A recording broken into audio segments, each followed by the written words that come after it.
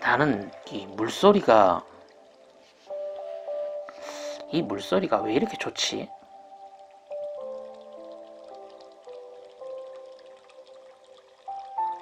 그냥 그냥 보통으로 좋은 게 아니고 진짜 진심으로, 진짜 마음으로 이 물소리가 정말 좋거든.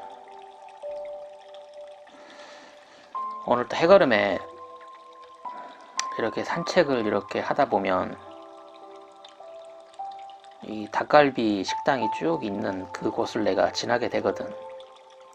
그 식당 유리창 너머로 이렇게 친구들끼리 웃고 떠들면서 닭갈비도 먹고 서로 이야기하고 하는 그런 사람들 모습을 보니까 좀 부럽기도 하고, 그러면서 조금 내 기분이 좀 다운이 되더라고.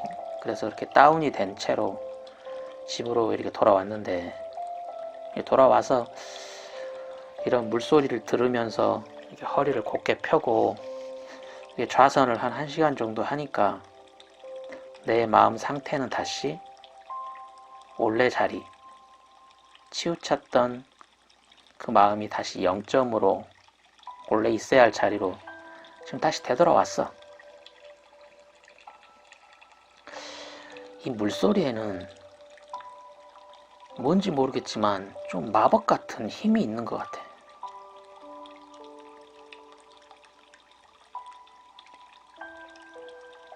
아마도 내 몸의 한 70%가 지금 물로 되어 있거든. 나라는 존재, 내 몸의 한 70%는 물이야. 그러니까 물소리가 좋고 반가운 건 어찌 보면 당연한지도 모르겠어. 이건 의문을 가질 필요가 없는 너무나 명확한 일인지도 모르지. 내 몸의 70%가 물이니 물소리가 싫을 이유가 없잖아. 사실 물은 이 물소리에 나오는 물처럼 이렇게 흐르려고 하는 속성을 가지고 있거든. 근데 내 몸속에 갇혀있는 그 70%의, 내 몸을 구성하는 70%의 그 물은 지금 내 몸에 갇혀있거든. 그러니까 이 물소리의 물처럼 흘러가고 싶은 그 욕망이 꿈틀꿈틀 되는 걸 거야 아마.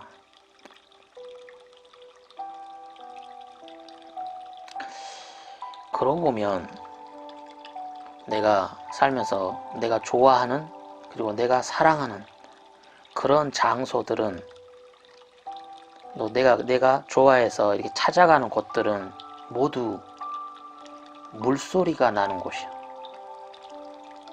가만히 생각해보면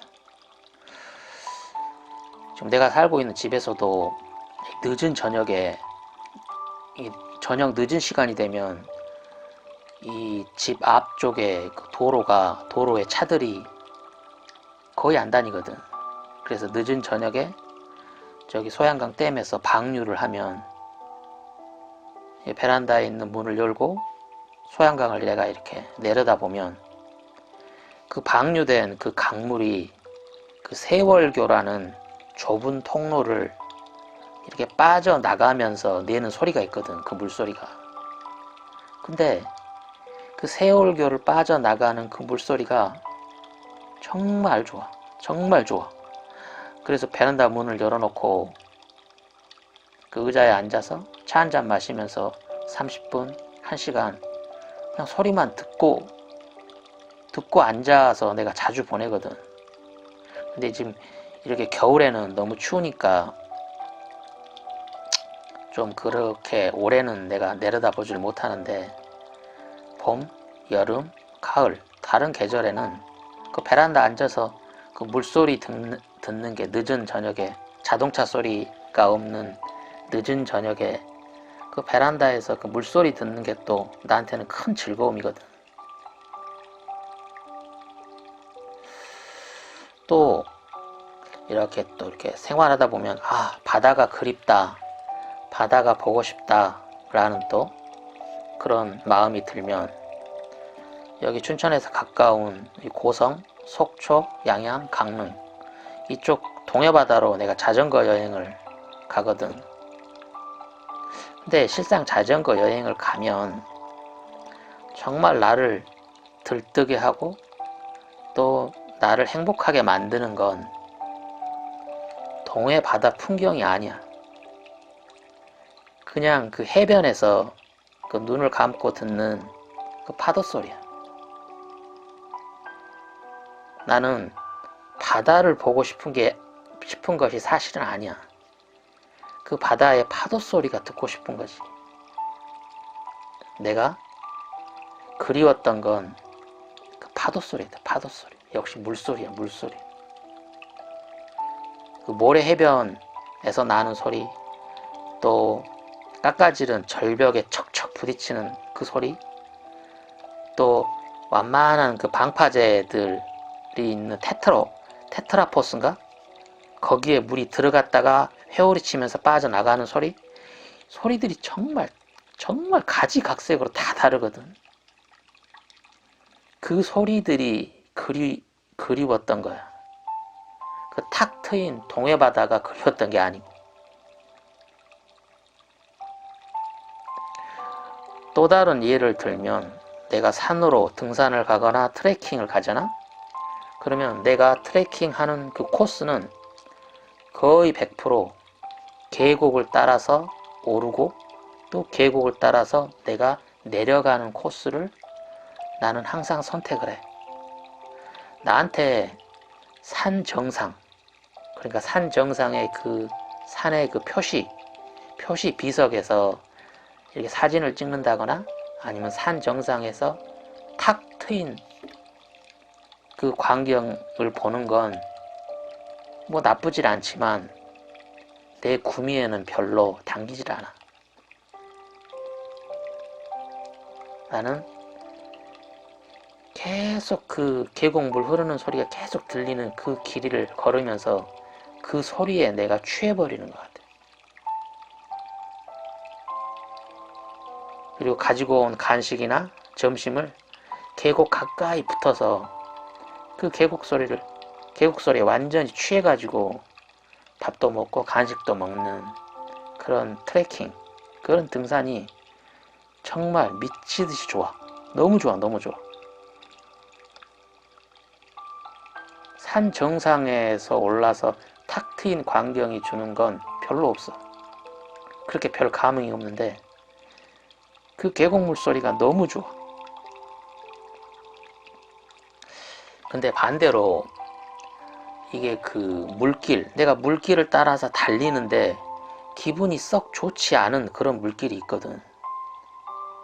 어떤 물길이냐면 이 한강도 보면은 서울 수계, 남한강과 북한강이 만나서 이렇게 서울 수계로 들어가는 그 한강, 그 한강 옆에 있는 자전거 길을 내가 달릴 때는 내 기분이 좋지가 않아. 왜냐면 이 한강 수계, 서울 수계 그 한강들은 아무리 내가 그 강 옆을 달려도 물소리가 들리질 않아. 그리고 강을 이렇게 내려다 봐도 도대체 어디가 상류고 어디가 하류인지를 모르겠어. 물이 흐르는 모습이 보이질 않아. 내가 진짜 싫어하는 곳이거든. 이 서울 속의 한강이라는 게. 거의 안 가. 거길 가면, 거길 내가 자전거로 달리면 기분이 나빠지니까. 강이라는 건 원래 굽이치면서 이게 회전 운동을 해야 되거든. 그래야 그 강의 물소리가 제대로 나오는 거라고. 그러니까 굽이치도록 내비둬야 돼. 원래 강은 그렇게 굽이치면서 회전 운동을 하거든. 근데 그렇게 굽이치고 회전 운동하는 강을 그냥 콘크리트로 이렇게 일자로 만들어 버리거든. 왜냐면 물그릇을 크게 만들려고, 물을 더 많이 담으려고 일자로 만들어 버려.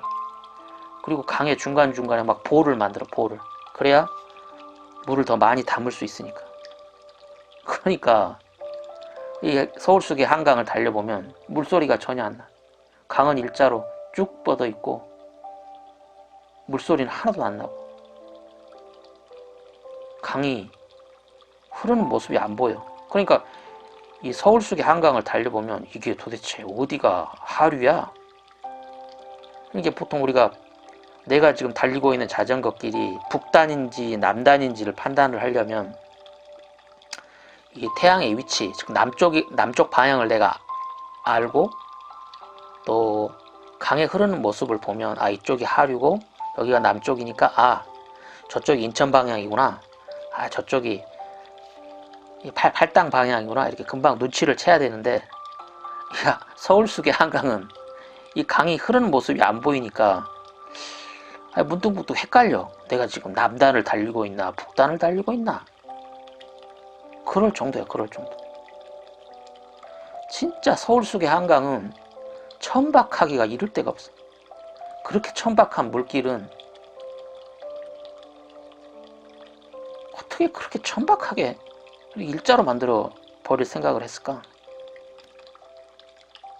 정말 구역질이 날 만큼 기분이 나쁜 곳이야, 이 서울숲의 한강이라는 데가.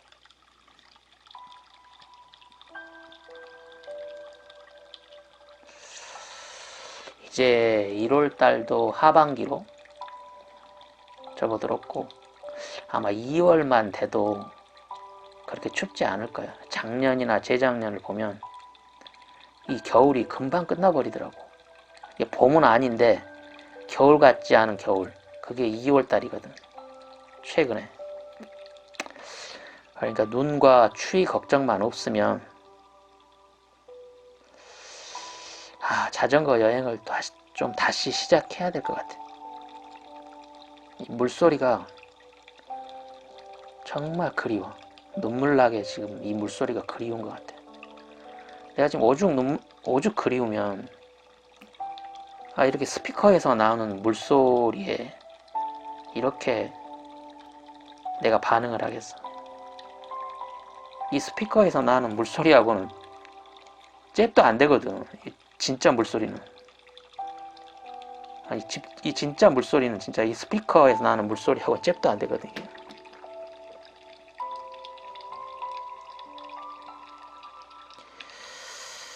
빨리 한 2월달에서 좀 너무 춥지 않으면 좀 찾아가야 되겠어.